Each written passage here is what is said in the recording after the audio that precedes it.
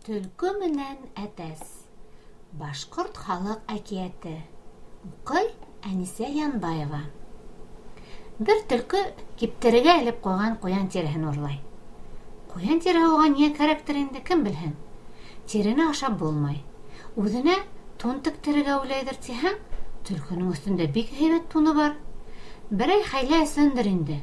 Төлкө бит гел хәйлә менән генә көн итә.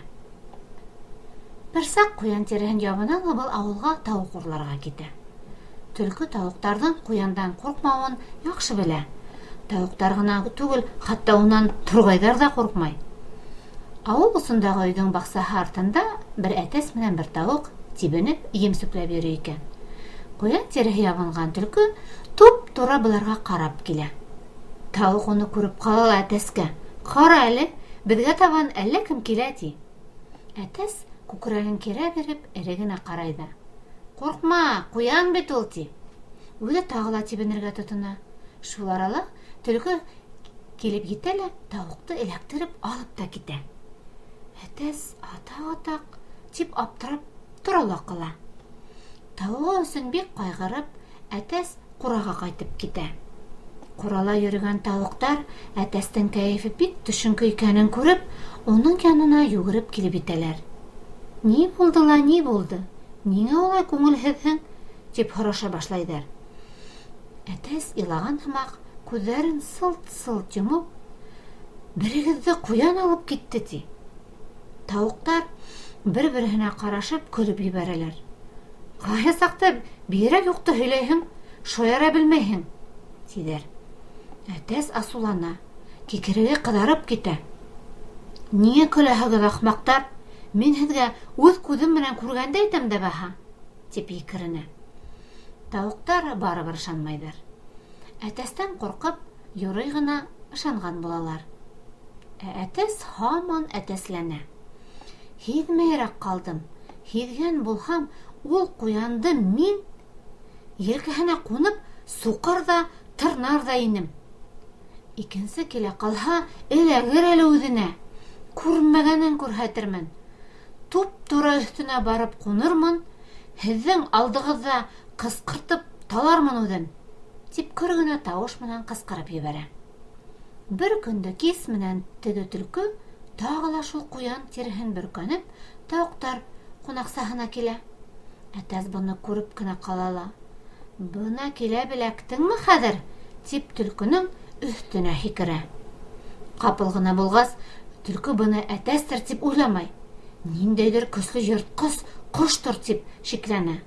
Шуның өсөн ҡасып ҡотолоу яғын ҡарай. Әтәс тырнаҡтарын ҡуян тиреһенә ныҡ ҡына батыра. Тире тырнаҡтарына эләгеп ҡала. Әтәс тағы ла ҡуҡырая төшөп, тауыҡтар алдына маҡтана башлай: «Бына ҡарағыҙ, теге уҫал ҡуяндың тиреһен һыҙырып алып ҡалдым. Һап-һары булып, шыр яланғас көйө ҡасты. Үлтерә инем, ҡасып ҡотолдо», ти. Тауыҡтар әтәстең шундай батырлығына һоҡланалар. «Бигерәк батырһың инде», тиҙәр.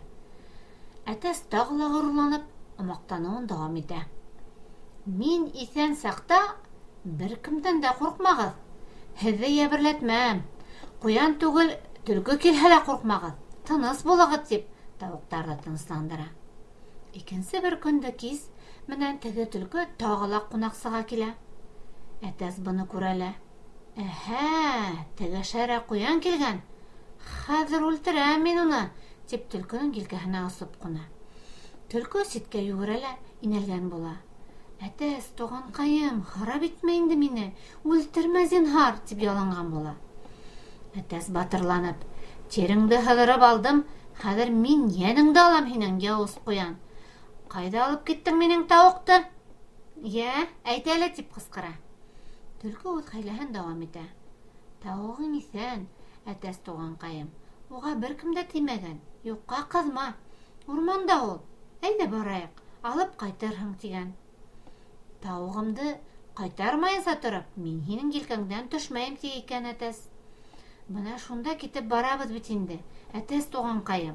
Алып ҡайтырһың, бер аҙ сабыр ит», ти икән төлкө. Урманға барып инеүҙәре була, Төлкө аунай ҙа әтәстең муйынынан эләктереп тә ала. Бер аҙҙан аңра әтәстең тик йөндәре генә тулып ятып ҡала.